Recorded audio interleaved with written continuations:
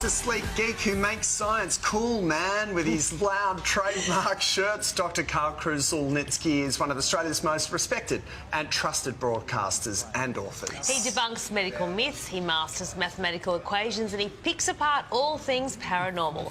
And for National Science Week, he's going off with a big bang and solving the mysteries of the universe. You've narrated an Australian documentary called Living Universe, which will be released in cinemas this week. It asks three really big questions. We won't be able to cover them all now, but why are we here? Where do we come from? And are there others like us out there in the universe? So the last one. Okay, why are we here? Random noise of the universe. How do we get here? Evolution.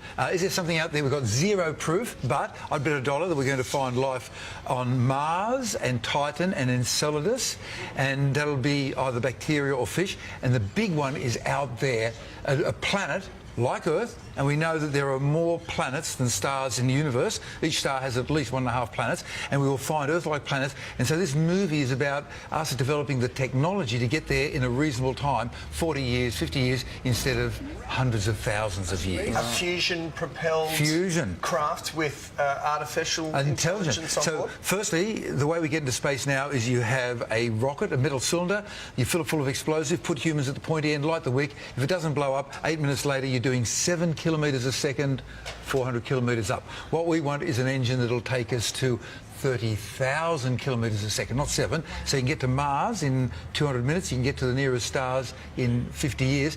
The trouble is humans are messy. I mean, if you've ever had a baby, like you've got a beautiful 1-year-old baby, and invisibly in the background is a few cubic metres of pooey nappies and vomited clothes, right? So humans are difficult, so we're sending out an artificial intelligence the first time, which has enough intelligence to firstly manufacture. So see this thing here? That is a swim bot that swims through the ocean. So they go into orbit around this planet, they land on this planet, and over here, this thing is manufactured on a spacecraft and sent down, and then we move over to here, and that is what we find down there, except a metre long, like a trilobite. So in the movie, we narrate this, and it's got scientists, and it's got incredible graphics. You've got to see them on the big screen, and this is what we're postulating, hypothesising that we'll find out there. But as you said, Ryan, zero proof at the moment for anything out there. All the intelligent life we know of lives here on Earth. In fact, all of life at the moment.